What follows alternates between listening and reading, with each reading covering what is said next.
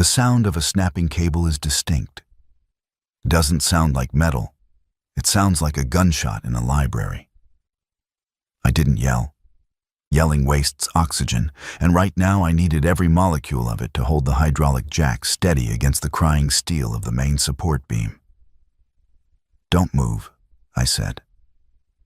My voice was low, grinding against the silence of the dusty ballroom. "Nobody moves?" 50 feet above us, the crystal chandelier the size of a small car swayed with a sickening, lazy rhythm. Dust rained down like gray snow, coating the shoulders of the woman standing directly in the drop zone. Serenity Moore didn't scream. I'll give her that. Most clients would have scrambled or shrieked. She just froze her eyes wide, tracking the sway of the glass death trap above her head. She was wearing a cream-colored business suit that probably cost more than my truck, and she was holding a clipboard like a shield. "Tiago," she whispered. The tremor in her voice was barely there, but I heard it. "I got it," I said, putting my shoulder into the jack handle. The muscles in my back screamed, burning hot, but the metal groaned in submission. I felt the weight transfer from the failing cable to my steel jack. The sway slowed. 3 steps back, Ms. Moore. Slow. She moved. 1 step, 2, 3. I let out a breath I'd been holding since I walked in the door. "Okay, clear." She collapsed against a sawhorse, clutching her chest. I locked the jack in place, wiped the grease from my hands onto my work pants, and walked over to her. The air smelled of old plaster ozone and her something like vanilla and expensive soap. "You need to evacuate this wing," I said, blunt. I didn't do sugarcoating. "That cable is corroded. If I hadn't been testing the load capacity, you'd be wearing that chandelier." She looked up at me. Her eyes were dark, intelligent, and currently filled with the realization that her life's work was falling apart. "We have the Valentine's Gala in 6 weeks," she said. "The board is coming for a walkthrough in 2 days. If they see this, they'll condemn the building." I finished for her. I looked up at the rigging. It was a mess. A beautiful, historic, dangerous mess. "But if they don't see it, you kill a few hundred donors." "I can't lose this place, Tiago." She stood up, brushing dust off her sleeve. She regained her composure like she was putting on armor. "Mr. Mitchell is looking for any excuse to sell the land. Can you fix it?" I looked at the rotting anchor points. I looked at her. She was terrified, but she was standing her ground. "It's a heavy lift," I said. "Expensive, dirty. And we have to do it at night, so the inspectors don't red tag us before I secure the permit." "I don't care about the hours," she said. "I'll be here with you." "Then let's get to work." I watched her walk away to make a call. The dust settled around us, but the tension didn't. That was the moment the job changed. It wasn't just steel anymore. The Moore Heritage Hall was a beast of a building, early 20th century stone and oak, smelling of history and money. My job was usually simple: come in, rig, the heavy stuff move, it get out. I wasn't supposed to care about the politics.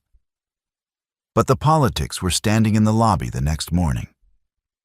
Nathaniel Mitchell was a suit with a smile that didn't reach his eyes. He was leaning against the reception desk, tapping a gold watch. "Serenity, darling," he said, his voice carrying that fake warmth that makes my skin itch. "I heard a rumor there was an incident in the ballroom yesterday. A structural failure." I was on the scaffolding 20 feet up, checking a truss. I froze. Serenity didn't flinch. She stood at the base of my ladder, holding a blueprint. "Routine maintenance, Nathaniel. We're upgrading the suspension for the new lighting rig. Nothing to worry about." "Is that so?" Mitchell looked up, squinting at me.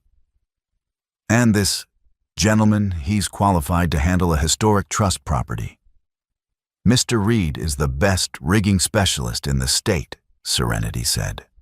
Her voice was cool, professional. His rates reflect that. I'm sure, Mitchell sneered.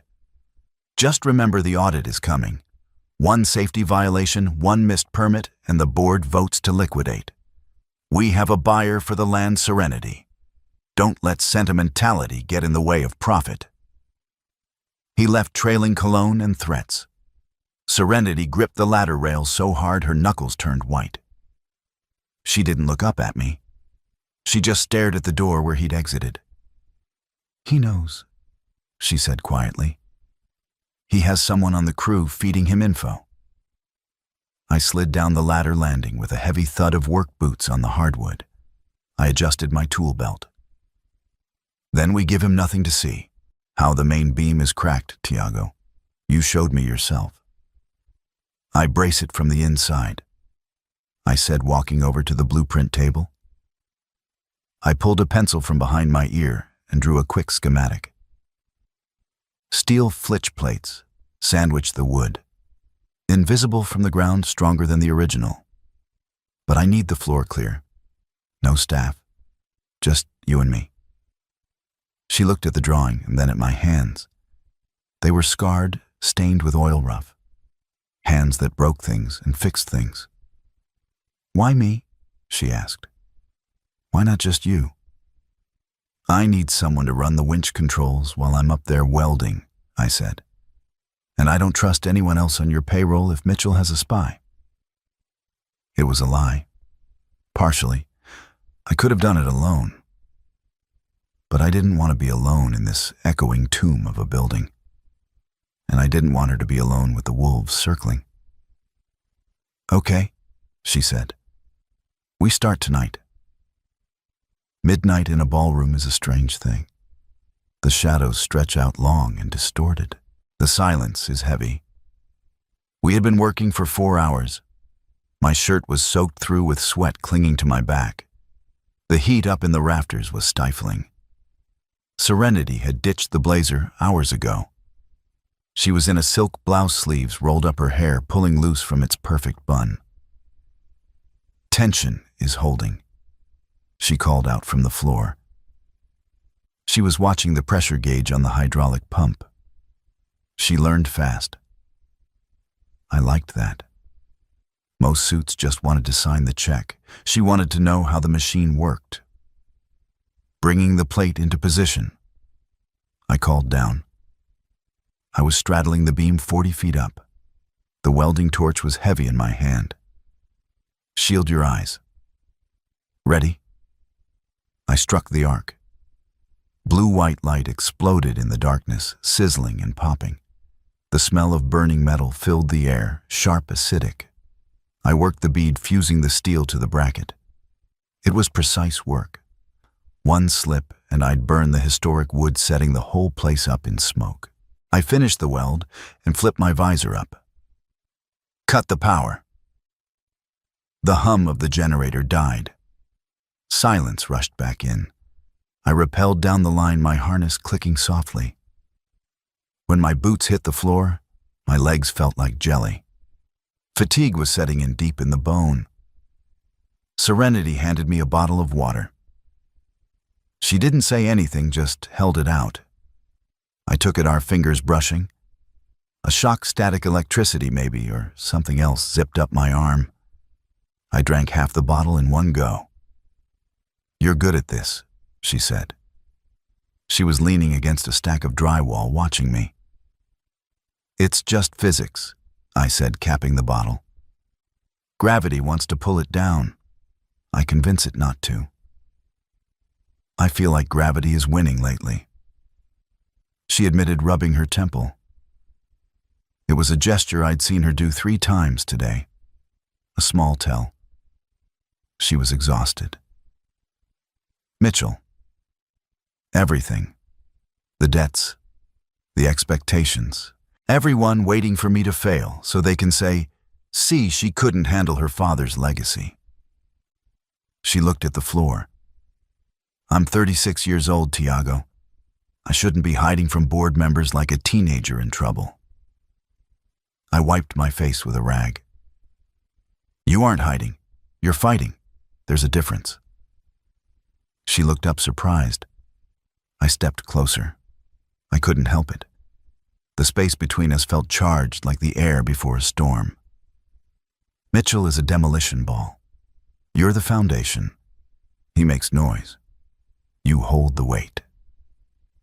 She stared at me, her lips parting slightly. I could smell that vanilla scent again, mixing with the metallic tang of the weld. I wanted to reach out to brush the drywall dust off her cheek. I kept my hands in my pockets. "We have 2 more beams to do," I said, my voice rougher than I intended. "Get some sleep, Serenity. I'll lock up." She nodded slowly, as if waking up from a trance. "Good night, Tiago." "Night." I watched her walk to the service elevator. I didn't move until the doors closed. Then I let out a long breath and kicked the sawhorse. This was going to be harder than I thought. The next week was a blur of grinding metal and whispered arguments. We were tired. Fatigue makes people raw. I was under the stage reinforcing the floor joists when I heard voices above. "It's irresponsible, Serenity." Mitchell's voice. "You're spending thousands on this. This boy. We have specialized firms for this." "Firms that charge triple and take 6 months, Serenity shot back. I could hear the click of her heels pacing the stage directly over my head. "Reed is getting it done." "People are talking," Mitchell said, his voice dropping to a conspiratorial slime. "He's here late. You're here late. It doesn't look professional." I stopped turning the wrench. My jaw tightened. "My personal schedule is none of your business," she said. "It is when it affects the reputation of the hall. We are a family institution. We can't have the director playing house with the hired help." I gripped the wrench so hard my knuckles popped. Hired help. "Get out of my office, Nathaniel," Serenity said, ice cold. Steps retreated. A door slammed. I waited a full minute before I crawled out from under the stage. I stood up, brushing sawdust off my knees. Serenity was standing center stage, her back to me, her arms crossed tight over her chest. "I can quit," I said. She spun around. Her face was flushed angry. "Don't you dare. He's going to use me to get to you," I said. I walked up the stairs to the stage. "I'm a liability. I'm 28, I drive a truck with a dented fender, and I have grease under my fingernails. To guys like him, I'm dirt." "To guys like him, everyone is dirt," she snapped. She took a step toward me. "I don't care what he thinks. I care that this floor doesn't collapse during the waltz." "Is that all?" I asked. It was a dangerous question. She stopped. The anger drained out of her, leaving her looking fragile. "No, that's not all. I feel safe when you're here, Tiago. And I haven't felt safe in this building for a long time." I looked at her. Really looked at her. She didn't step back. She squared her shoulders, chin up, and held my eyes like a partner waiting for the call. The kind of stillness that says, "Tell me what to do, and I'll do it." "Then I'm staying," I said. "But we do it my way. Strict safety protocols. No cutting corners. And if Mitchell comes back, let me handle him." "You can't punch a board member, Tiago." "I wasn't going to punch him," I said deadpan. "I was going to explain the load-bearing capacity of his skull." A tiny smile ghosted across her lips. It was the first real one I'd seen. "Deal." We fell into a rhythm, a domesticity of dust and danger. I learned that she hated lukewarm coffee, so I started bringing a heavy-duty thermos of the black stuff I brewed at 4 a.m. I'd set it on her desk without a word before I went up the scaffolding. By 10 a.m., it would be empty. She learned that I skipped lunch when I was focused, so she started leaving sandwiches wrapped in deli paper on my toolbox. Not fancy catering stuff, hearty subs from the Italian place down the street. We were working late on a Thursday. A storm was battering the roof rain, hammering against the stained glass. The power flickered. "Great," I muttered. I was on the ground, sorting bolts. Serenity was sitting on the floor nearby, sorting through color swatches for the gala linens. "At least the roof isn't leaking." "Yet?" She laughed. It was a warm sound. "You're an optimist." "I'm a realist. Wood rots, metal rusts. Everything falls down eventually." "Not love," she said without looking up. "That's supposed to last." "Is it?" I stopped sorting. She looked at the swatch of red velvet in her hand. "My parents built this place on love. They were partners. They fought, they made up, they built." She sighed. "I always wanted that. A partner. Someone who helps carry the heavy end of the couch." I looked at the massive steel beam I had just spent 3 hours reinforcing. "I'm good at heavy lifting." She looked up at me. Her eyes were soft in the dim work lights. "I know." The air pressure changed. I stood up and walked over to her. I extended a hand to help her up. Her palm was warm, soft against my calluses. I pulled her up, but I didn't let go. We were standing close. Too close. I could count the eyelashes on her left eye. I could see the pulse jumping in her throat. "Tiago," she breathed. "I'm not leaving," I said. It was a promise about the job, and it was a promise about this. She leaned in just an inch. Her forehead rested against my chest. I stood rigid. My hands hovered near her waist. I stopped with my fingers a bare inch from her, then curled them into my palms, forcing control into my own knuckles. "I'm tired of hiding," she whispered into my shirt. "Then don't." I wrapped my arms around her. Not crushing, just holding. A shield. She melted into me, her hands gripping the back of my work shirt. We stood there for a long time, listening to the rain and the settling groans of the old building. Her weight came into my arms, the way a load comes onto a properly set anchor point, quiet, decisive. And suddenly, the whole system stopped hunting. The disaster didn't come from the roof. It came from a clipboard. 3 days later, the inspector arrived. Not the usual guy, Old Man Miller, who I could talk shop with. This was a new guy, young, eager, and looking nervous. Mitchell was with him. "Stop work," the inspector yelled, his voice cracking. I was up on the lift.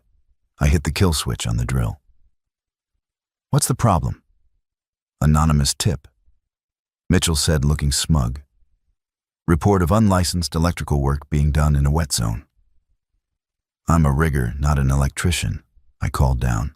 "I haven't touched the wiring." "We found exposed cables in the basement," the inspector said, reading from a form.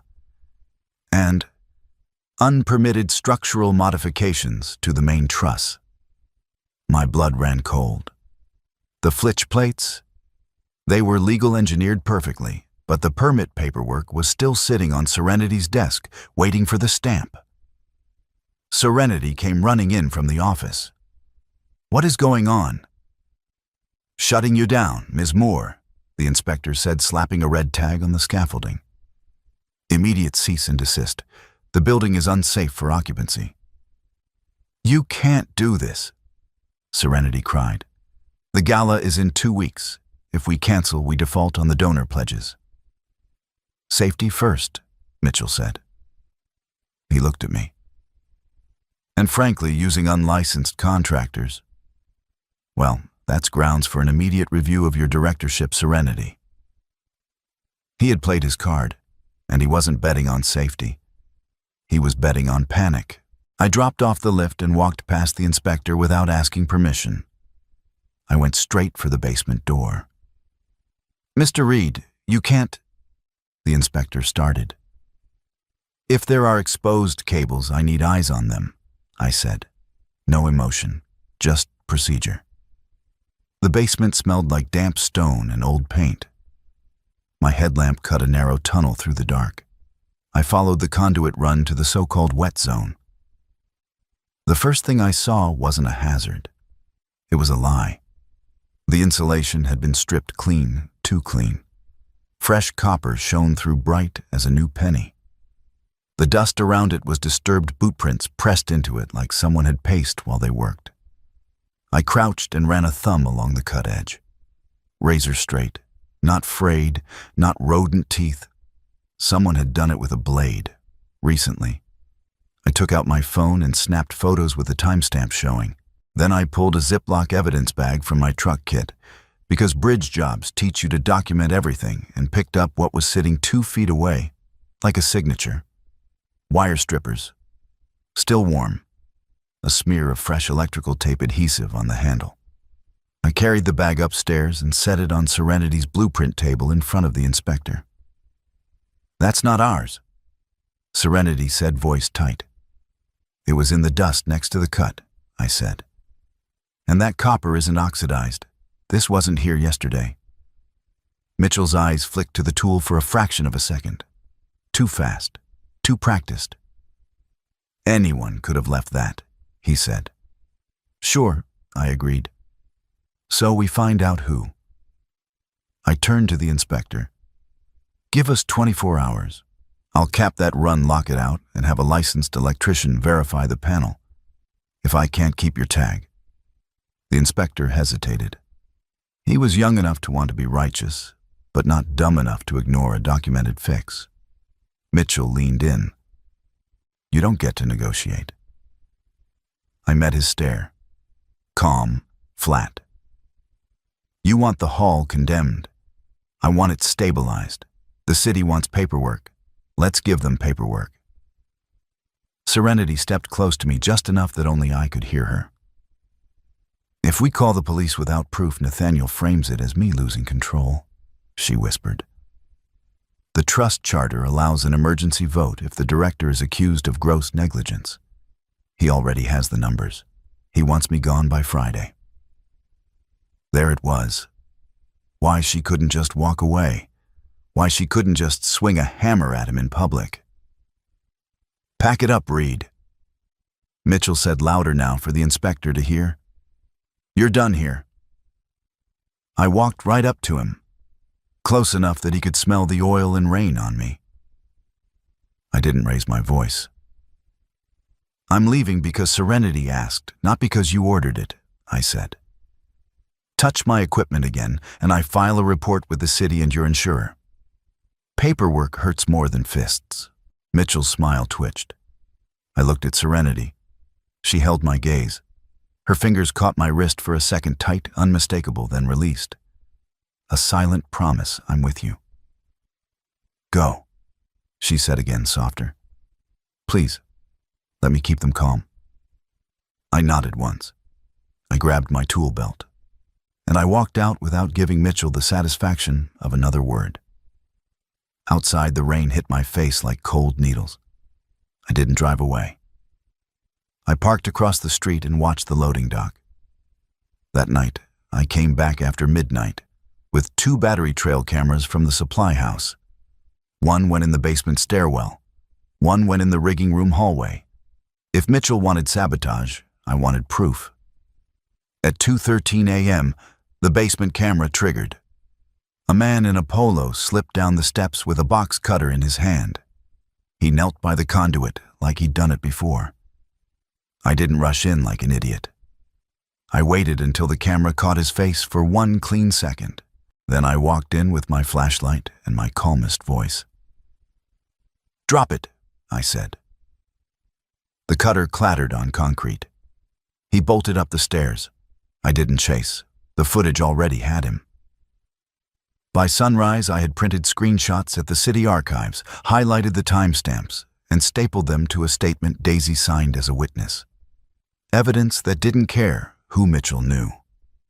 I sat in my truck in the parking lot for an hour. The rain had started again. I shouldn't care. I got paid for the hours worked. I could go find a gig on a rig in the Gulf and make double the money. But I couldn't get her face out of my head. The fear. The defeat. My phone buzzed. "Daisy." Serenity's assistant.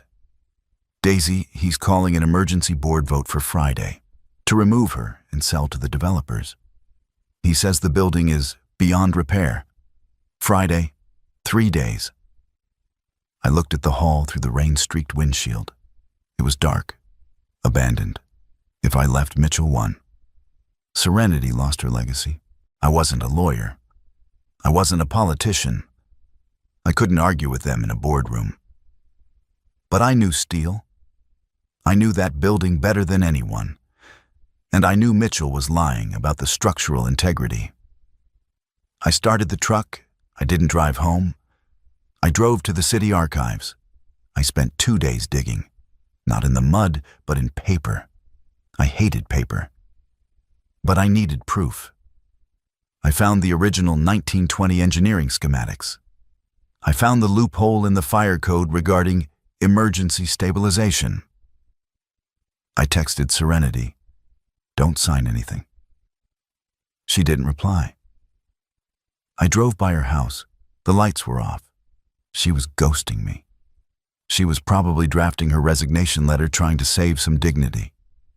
My lungs went heavy like someone had stacked wet sandbags on my ribs, and the coffee in my mouth turned bitter enough to bite. I realized I didn't just want to save the job. I wanted to tell her that she wasn't alone, that I was still holding the heavy end. Friday night. The board meeting. It was being held in the lobby of the hall purely for dramatic effect. The power was still cut to the ballroom, but the lobby was lit with emergency floods. I walked in through the loading dock entrance. Tool belt on. Blueprints under my arm. A folder thick with printed timestamps and stamped forms.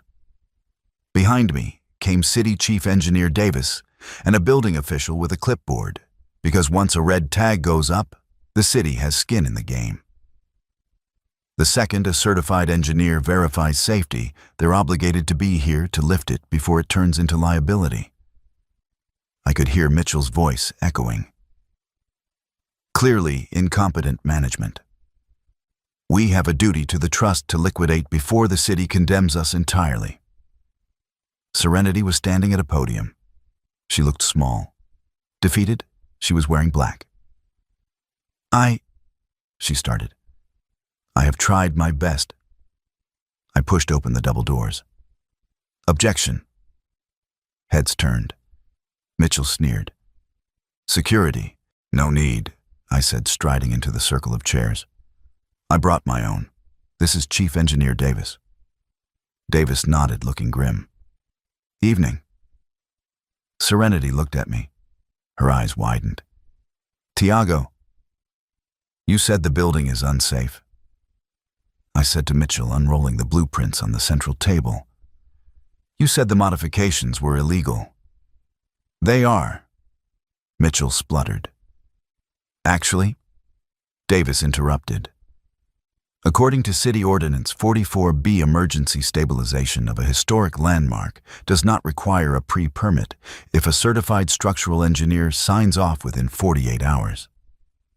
Which I just did. I slapped the signed stamped paper on the table.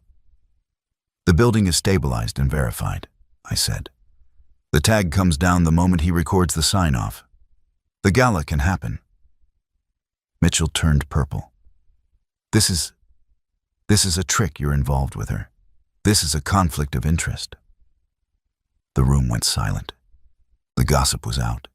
The weapon was drawn. Serenity froze. She looked at the board members whispering behind their hands.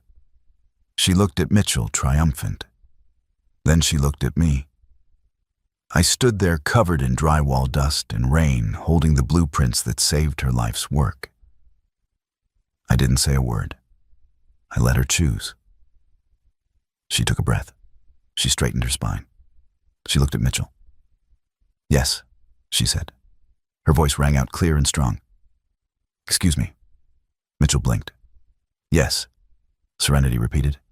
She stepped away from the podium. She walked toward me. I am seeing Mr. Reed, and thank God I am. She turned to the board. Because While Mr. Mitchell was trying to sabotage the basement wiring, yes, we have the security footage. Nathaniel Tiago was the one holding the roof up. He is the only reason this building is standing.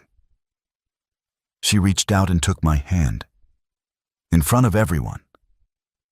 Her hand was shaking, but her grip was iron. I can't hide it, she said, looking at me, then back at them. I'm coming out with it. This is the man who saved the hall. And if you want to fire me for that, go ahead. But you'll have to explain to the donors why you fired the team that just passed inspection. Davis cleared his throat.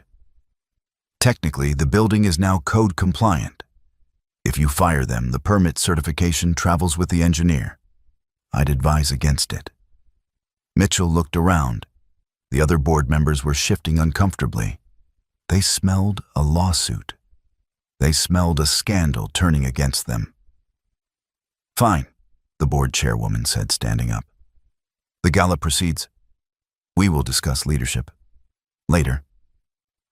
Mitchell stormed out. The room cleared. The staff started cheering. Daisy ran up and hugged Serenity.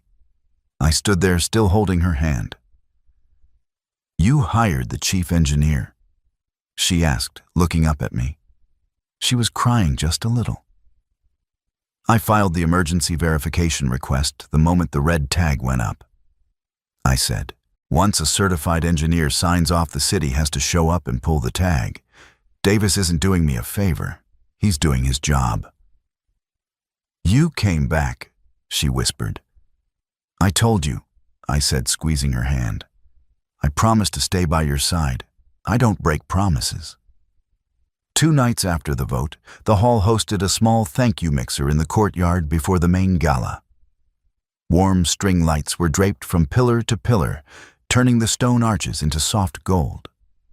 Donors milled around with drinks, laughing like nothing had almost collapsed. I showed up straight from the rigging room in my gray t-shirt, hands still smelling faintly of steel and solvent. I should have changed. But Serenity spotted me anyway. She was in a white button-down blouse and a dark skirt, hair down, looking like she could run a city and still smile like she meant it. She walked right up to me, ignoring the suits, holding a bouquet of red roses tied with a ribbon. Not as a prop, as a message. You saved my hall. She said, quiet enough that only I heard. Then she lifted the bouquet between us. And you saved me from doing it alone. I didn't reach for her first. I held her eyes, letting her set the terms. She smiled, steady sure, then pressed the bouquet into my hands, like she was claiming the moment in public on her own terms. Okay, I said. One word. Solid. Stay close. The Valentine's Gala was a sea of red silk and black ties. The chandeliers sparkled above, hanging steady and true on my steel cables. I wasn't wearing a tux. I compromised with a black button-down and a dark jacket. I still felt out of place, but Serenity kept her hand on my arm the entire night. She gave a speech. She thanked the donors. She thanked the staff. Then she paused. And I want to thank the man who taught me that the strongest things aren't always the prettiest. They're the ones that hold the weight when the storm comes. She motioned to me. The spotlight hit me. I squinted, uncomfortable, but I stepped forward. She walked down the stage steps. She was holding a bouquet of red roses that someone had given her. She pulled one out and handed it to me. A reversal. To the heavy lifter, she said loud enough for the front row to hear. I took the rose. I looked at her, radiant, powerful, and absolutely mine. I'm just doing my job, ma'am, I teased low. Your contract is renewed. Permanently, she said. I leaned in, ignoring the crowd, ignoring the cameras. Good, because I'm not going anywhere. Her fingers slid up my forearm and tightened, pulling me that last inch. She tipped her chin up, eyes flicking to my mouth in a clear, steady yes. I kissed her. It was brief, respectful, but it sealed the deal better than any contract. The crowd applauded. I didn't hear them. I just felt the solid ground beneath us, fixed and ready for whatever came next. You learn a lot about a building when it's trying to kill people. Steel doesn't care who you are. It only respects what holds. That week taught me the same thing about men. Integrity is load-bearing. Do the work right. Tell the truth even when it costs you. Stand where you said you'd stand, and the storm can throw itself at your back without moving you an inch. That's what I brought to Serenity. Not a suit, not a speech, a spine that didn't bend. If you like this story, please like and subscribe so we can share more stories like this. Thanks for listening.